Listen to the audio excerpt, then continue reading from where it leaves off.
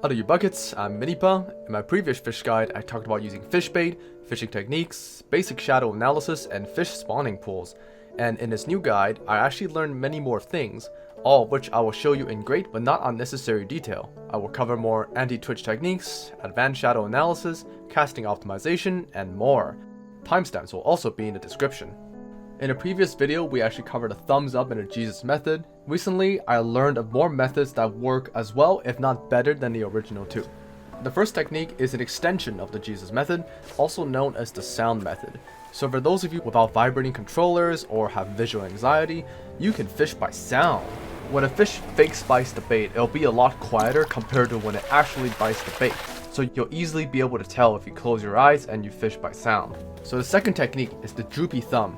So exactly as it sounds, you want to let your thumb droop on one of the buttons, let's say the X button. So with this method, you don't have to worry about twitching, because if you do twitch, you'll press the X button. The X button wouldn't reel in your fish or anything, so this can alleviate your tendencies until it is actually time to reel in the bait. So let's say the fish bites, and all you gotta do is press down your thumb, or move your thumb.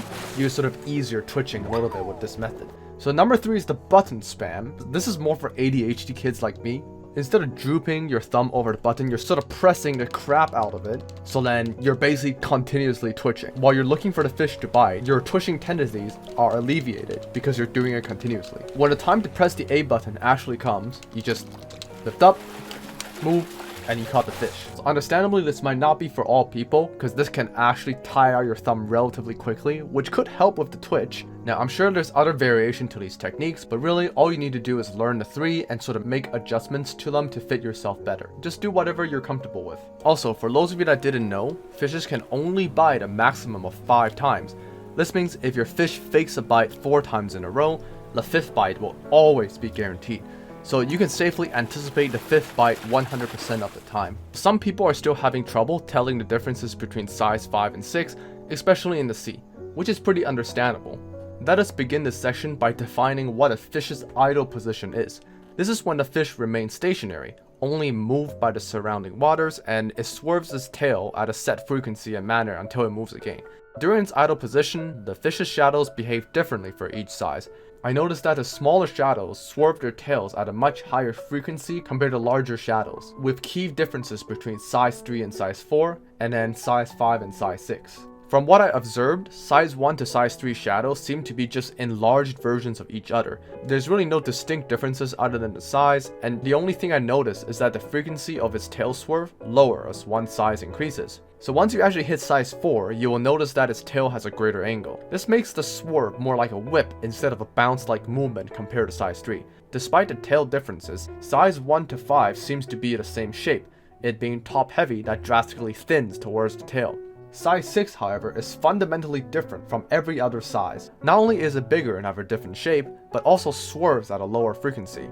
So let us compare the size 5 and size 6. The size 5 fish has the same whippy tail swerve as the size 4, and the same top-heavy head as the previous sizes. Now look at this close-up of a size 6. Not only is the head rounder than the size 5, but it also has a thicker body. The girth is more evenly distributed and doesn't thin as drastically as you reach the tail. It is also noticeably longer than the size 5. So let's move on to the behavioral differences. For size 6, its tail moves at a slower frequency than the size 5. But not only that, look at the peak of its swerve. For the size 5, you will see a blocky texture and a more whip-like tail. But for a size 6, the tail swerve is much more smooth, more methodical, and you don't see that blocky texture at the peak of its swerve. This is very useful when hunting for coelacanth. This is because a coelacanth only spawns in the rain. Let's say in the river, a size 6 shadow is actually pretty easy to tell from a size 5, but when it's raining and in the ocean, the waves and the raining particle effects can actually obscure the shape of the size 5 and size 6, making this more difficult to discern. But if you look at a tail swerve, it's still pretty obvious compared to the size 6, even with this visual handicap. The next section is casting optimization. Many of you actually have issues and trouble judging the angle and the distance to be able to properly cast the rod. Personally, I blame the controller for not having the sensitivity to be able to make micro adjustments. If you're unable to make those turns, I suggest walking backwards and holding the joystick towards the fish. It takes a little bit more time per cast, but I found that the casting accuracy greatly improves doing this than trying to make tiny adjustments. This is especially helpful when fishing for fish that spawn at a pier. Not only that, you should only cast your rod right after the fish has moved. This is to prevent the fish from moving the moment you cast your rod. Remember, despite this technique, it will still take practice. I know for some of you, judging distances and trying to cast angles is very difficult. So the only thing I can say is just keep trying to improve and it will get better. If you ever get frustrated to catch fish, drink some water, stand up, stretch a little bit, sort of reset your mind just like the previous video, because this can help get rid of bad fishing habits that develop throughout the course of your current session. So the next section is shadow refreshing. Some people will call this scaring away fish. However, running sometimes can reach the fish you're trying to scare. Here's 2 methods that can accomplish what running and pole vaulting cannot. So the first is rod pulling. You basically cast your rod out normally and get the attention of the fish you want to scare away. The moment you grab the fish's attention, instantly retract your rod and the fish will disappear. Now you don't have to worry about the fishing rod losing durability or anything like that. You will only lose durability if you successfully caught something. So the second method has both the best range as well as an area of effect. Sometimes you will get unwanted fish such as the sea demon in your runs. Instead of releasing them right away, keep them as ammo as you can use them to scare away every fish with a rather large area of effect. This is especially useful for mystery islands because many fish you don't want could spawn in close proximity. So dumping a single fish could scare them all away, saving time compared to trying to scare all of them by foot or by rod. Keep in mind that other actions can scare away fish as well. These actions won't really help you scaring away fish, but it's good to know what they are. For example, digging up anything, using a ladder, using a pole vault, so you can prevent yourself from accidentally scaring away rare fish. The last thing I want to cover is force spawning. Force spawning is a technique that not only relies on understanding spawning mechanics, but also relies on knowing when there are no competing spawning pools. Many of you have probably already heard about creating your tarantula islands or sturgeon farming.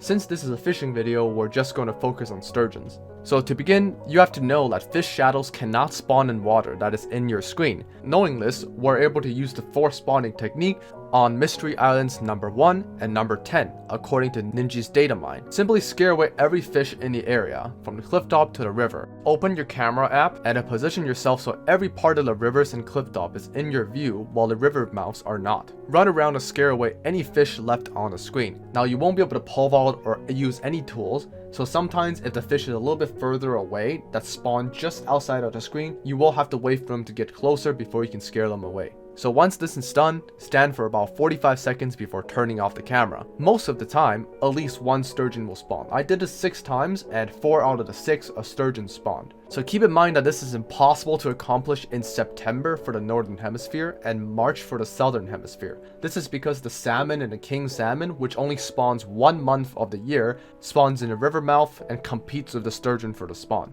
That's the end of the video. I just want to say I did put a lot of efforts and hours into making of this video. It will mean so much to me if you could hit that subscribe button and drop a like as well. Anyways, thank you all for watching, people. I hope after this video you have ascended the ranks to become a Grandmaster Fisher. Huge thanks to my YouTube members, VexJax and Valisan. Stay cool, you buckets. Comment and hit the bell for a chance to witness a million sea bass being dumped into a pond. Peace, you shits.